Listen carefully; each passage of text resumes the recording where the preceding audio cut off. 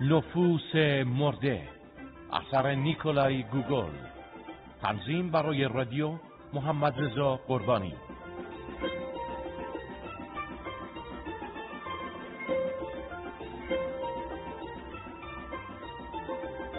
هنرمندان به ترتیب اجرای نقش: نورالدین جوادیان، میر طاهر مظلومی، بهرام ابراهیمی، محمد یگانه، مونا صفی، شهین نجفزاده، مروارید کریمپور، محسن بهرامی. کارگردان اکبر زنجانپور. افکتور نرگس موساپور.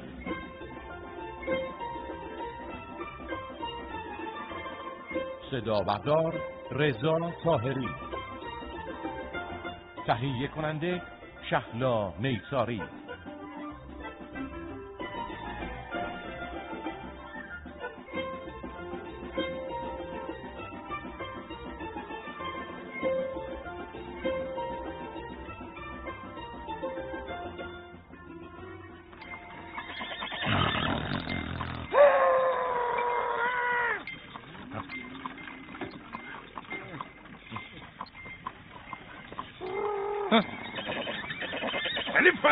این چه جور کالسکرونده؟ یه خورده تندتر برو. اسبا خسته شدن ارباب. شلاقو به کفه گردشون اون وقت ببین چطوری خستگیشون در میره. خدا رو خوش نمیاد قربان. اینجوری خواستم نمیرسی. خیلی خب بابا تقصیر خودتون آخه. منظورت چیه؟ نه نباید این همه اساسی بار این کالسکه بدبخت میکردی. کدوم اساسیه؟ همش یه چمدونه. یه چمدون؟ تو سورچی خرفتی هستی هم این خدمت کنم کله پوشه. روشکا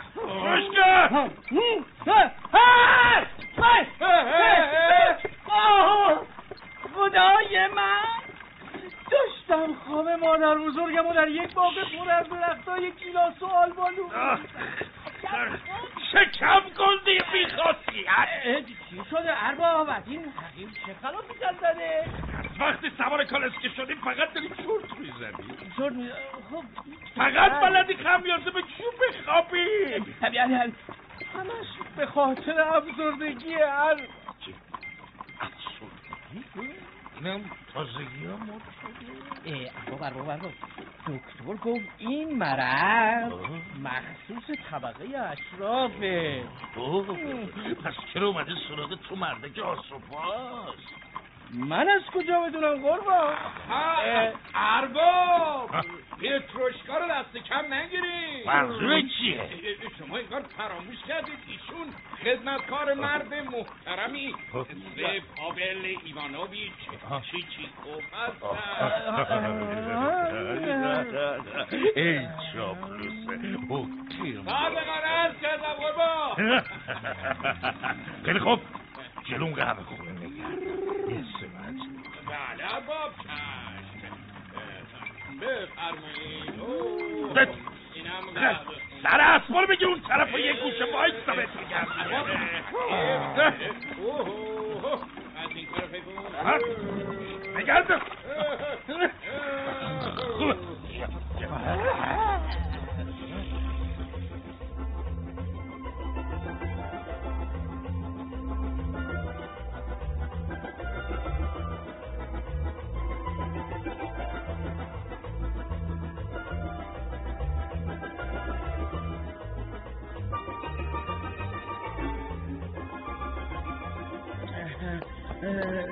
این بهترین اتاق مهمونخونه است آقا. امیدوارم همینطور باشه. یه پنجره به حیاط داره و یه پنجره هم رو به خیابون. بفرمایید. تخت خوابش که چنگ به دل نمیرسن. این ملافا خیلی کسی چند وقتی که شسته نشده. فراموش نکنید که شما قراره فقط شبی 2 روبل بابت کرایه اتاق بدید. با این پول خودتون میدونید. خیلی خوب لازم نیست توضیح بدی. سراسر شهر از این ارزونتر پیدا نمی کنید. 2 روبل در ازای یه اتاق فکستنی. در ضمن هر وقت کاری داشتی بنده در خدمت هست. صبحانه، نهار، شام، چای، قهوه، میوه، کیک، کلوچه. چجوری باید خبرتون کنم؟ این اتاق که زنگ نداره. زنگ نمیخواد که، کافی از همینجا بلند بگید آی گارسون. چی؟ اسم شما گارسونه؟ نه بابا، گارسون یعنی خدمتکار دیگه. چمدونتون. بسیار خوب، بگذاریدش آن گوشه. آن گوشه؟ جونمون دارم تا تونستیم از پلا بیاریمش. بس کن سلیف، آخه خیلی سنگینه. این نفری از پس یه چمدون بر نمیاد. خاک بر اون سرت. شما خودتون رو ناراحت نکنی قربان، من الان خودم یه فکری به حال این صندوق میکنم. صندوق چیه؟ معذرت میخوام. منظورم چمدون. یه جایی واسش پیدا کن دیگه. چش. هی شما دوتا قلچماق، بفرمایید. پشت اون پرده یه پسه بزرگ هست. چمدون رو قلش بدید اونجا، قلش بدید. آره یه پسه بزرگ. بیا پتروشکا باید بریم اون طرف. باشه برو بریم. سلیف، همه چی مرتبه قربان، یه پسه بزرگه. فکر میکنم واسه پتروشکا و تو همونجا جا داشته باشه. شبو میتونید همونجا تو پستو رو صندوق و چمدون بخوابی.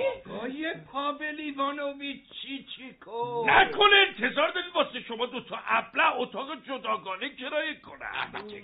از دیگه حرف نباشه. قربان اسم من کافه، نه قربان. بله آقا، بله البته. حالا حرفتون بزن. شما هنوز برگه مخصوص مهمونخونه رو پر نکردید که. برگه مخصوص؟ بله. چه برگه؟ ما مجبور مشخصات اشخاصی رو که اینجا اتاق بگیرن به اداره پلیس گزارش کنیم. بله. بفرمایید. این چیه؟ خدمت شما. چیه؟ همون برگه‌ای که عرض کردم. برگه؟ خب بذاریدش رومیش. اطاعت میشه. این برگه، اینم قلم، اینم صندلی قربان. بفرمایید لطفاً بشینید. بفرمایید اینجا بشینید. میتونم سوال کنم که مشکلی پیش اومده آقای چیچیکو؟ تو چقدر حرف میزنی گارسون؟ دارم برگه رو مطالعه میکنم. اوه بله.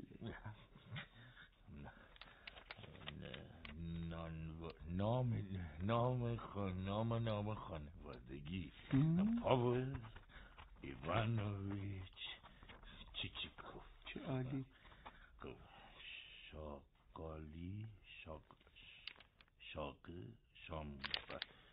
شغل. عجب سوال سختی. اونقدر سخت نیست قربان. من موندم کدوم یکیشو بنویسم. تجارت، دلالی، رایزنی در امور املاک و مستقلات. اونی رو که از همه مهمتره بنویس. بله. ملاک. بله. من علاوه بر همه اونایی که گفتم یه ملاک بزرگم هست. خب همینو بنویسید. شغل ملاک بزرگ.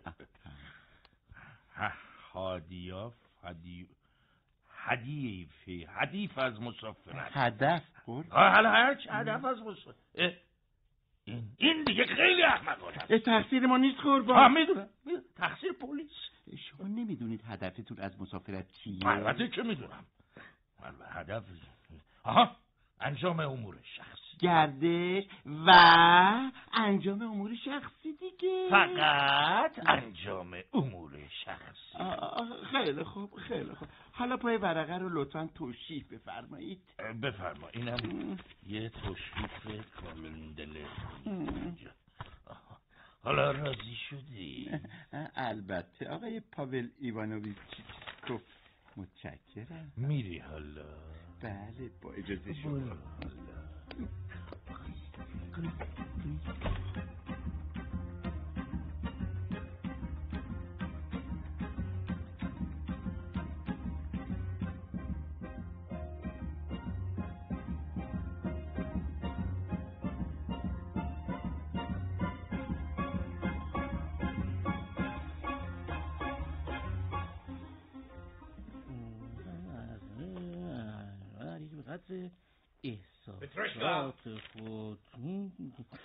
پتروشکا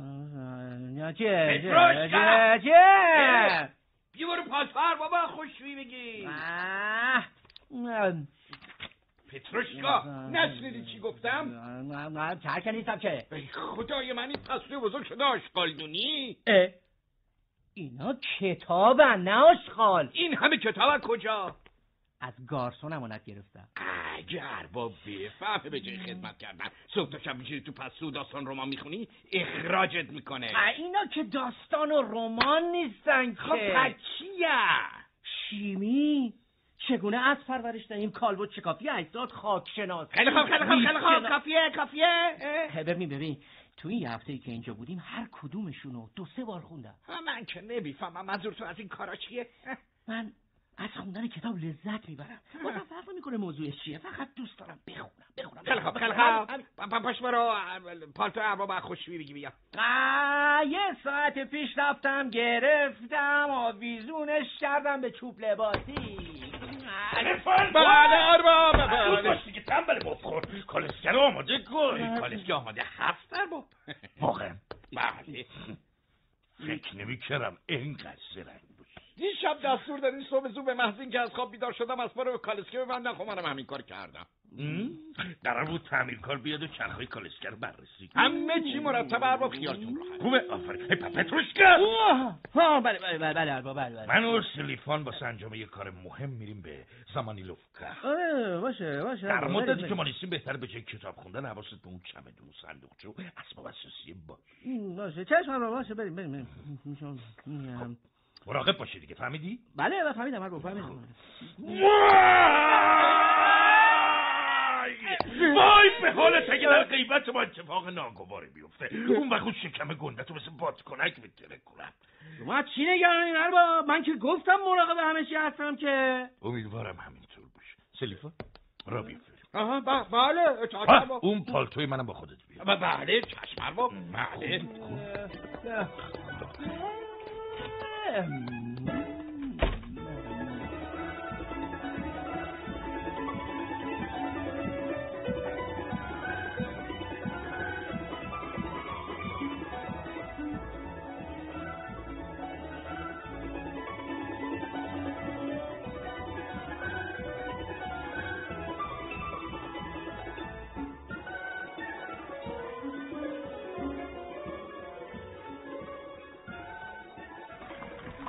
سلیفان چرا هرچی میرونی باز به مقصد نمیرسی؟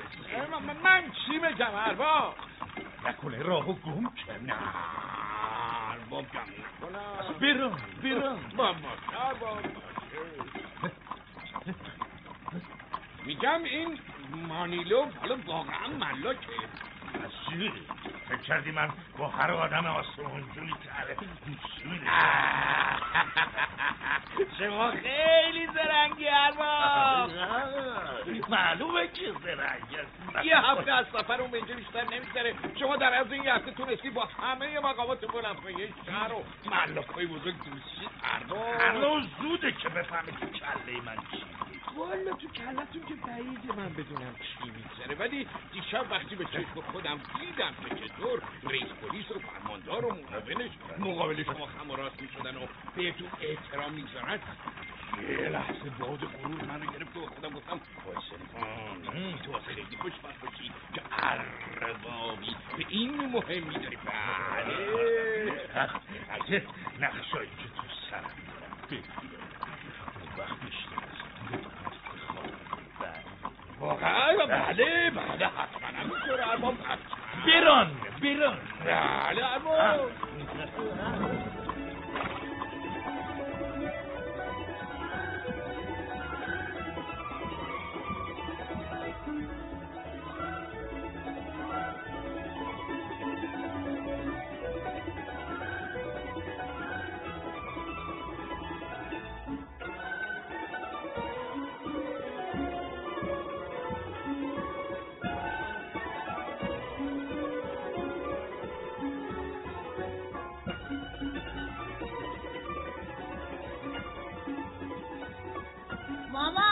ماما یک کالسکه دست داره میاد سمت خونه ما.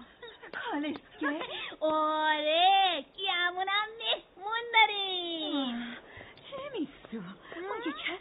دعوت نکرده بودیم عزیزم. چرا ماما خودت نگاه کن از پنجره. راست میگه ماما. یه کالسکه کوچیک قشنگ با 3 تا اسب سفید و سیاه و قهوه‌ای. آره عجیبه. مانیلو عزیزم، مانیلو چی میگی عزیزم؟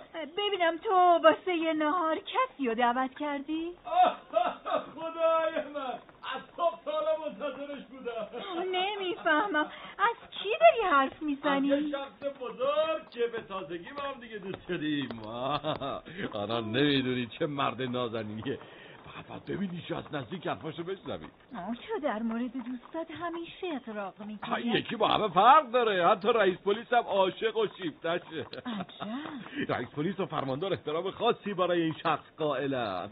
همینطور آقای سوباگویچ ملاک بزرگ. پس چطور تو حالا در این مورد تو من حرفی نزده بودی؟ خب ما فقط یه هفته است که با ما آشنا شدیم. اون تازه از پترزبورگ اومده.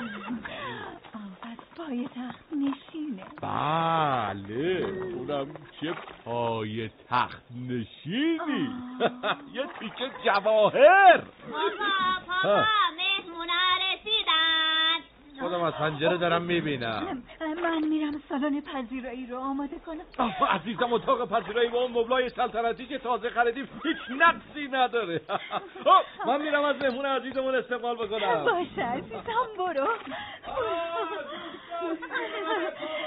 تنیستکنیوس از کنار پنجره بیایید اینجا. هر کی دست عزیزم با تو هم هستم. هر دوتون بیاین اینجا. خیلی خوب باشه ماما آمدیم. آلکیدس اگه نشنیدی مامان چی گفته بیا دیگه. خیلی خوب بابا دست نکش دارم میام. بچه‌ها دلم میخواد بچه‌های خوب و مؤدبی باشید. فهمیدی؟ اینو به آلکیدس بگو که همیشه حرفای زشت میزنه. سخت حرف زشت نمیزنم. چرا میزنی؟ بسته بچه‌ها بسته. ولش کن ببینم اینجوری میخوایی جلوی مهمونمون مؤدب باشی. یه دفعه دیگه حرف بد هم بزنه با مشت و لگد میفتم خیلی خوب خیلی خوب. کافیه عزیزای من کافیه. حقته. تو هم دیگه صدا تو ببر آلکیدس. گریه نکن. گریه نکن دیگه. حضورتون منور کردین آقای چیچی که بفرمایید خواهش میکنم. الان تعارف نکنید. هیچ جا رو منزل خودتون بدونید. بفرمایید خواهش میکنم. بفرمایید خیلی خوش آمدید. معرفی میکنم همسرم آنا. وقت بخیر خانم. امیدوارم این حقیر ناچیز رو به خاطر مزاحمت بی موقعی که ایجاد کرده و موجب برهم خوردن خلوت و آرامش خانوادگی شما شده اختیار دارید. بفرمایید اتاق پذیرایی ما اون طرف. بله اون طرفه. در واقع اتاق پذیرایی خورده به هم ریختن. ولی خب شما که غریبه نیستید. این نهایت لطف شما رو میرسونه که منو قابل میدونه. خدای من عجب کوچولوهای نازنین. اینا بچه های شما هست. بله ای پسر به آقا خوش آمد بگو. چجوری؟ بگو آقای پاول ایوانویچ چیچیکوف به منزل با خوش اومدید. آقا پاول ایوانویچ چیچیکوف. چرا صابونت بند اومد باقیاشو بگو. تمیستوکلیوس بسرم. آخه چی بگم؟ خجالت میکشم. سر مؤدب و بله از آقا تشکر کن. واسه چی؟ من واسه چی باید تشکر کنم؟ ولش کنید خانم اذیتش نکن. بودید راستی گفتید اسمش چی؟ تمیستوکلیوس. عجب اسمی. به نظر میاد که مطالعه آثار افلاطون و ارسطو و سقراط فرهنگ یونانی و تربیت اروپایی و در این خانواده محترم و فرهیخته به خوبی تثبیت کرد. بله همینطوری. بابا اسم اون یکی چیه؟ آلکیدس. عجب بچه های عجب اسمایی. خب پسرم بگو ببینم چند ساله؟ 8 سال. من 6 سالم. کاش میدونستم که پدرتون 2 تا بچه مثل قنچی گل داره. اون وقت چی کار میکردی؟ میدونستم حتما واسهتون آب نبات میآورد. هنوزم دیر نشد، بقالی همین نزدیکه. خودش گفت میخواسته واسمون آب نبات بخره. خیلی خوب کافیه آب نبات عوض آب نبات کردم. آب نبات میخوام. کی دست؟ بچه تو کمویی نبودی که. آب نبات. الان میگم ناتاشا بره بخره. ناتاشا این خدمتکار احمق کجاست؟ چرا جواب نمیده؟ نکنه گوشای سنگین شده. تمیستوکلیوس عزیزم برو آشپزخونه ببین ناتاشا داره چی کاری میکنه. باشه ماما. الکیده تو هم برو عزیزم برو دیگه. من که گفتم ناتاشا برات میخره. برو بهش بگو ارباب واسمون آب نبات بخر. برو دیگه. بادبارکم میخوام. خیلی خوب دستتو بده به من. بیا بریم تا خودم هر چی که میخوایی واسات بخرم.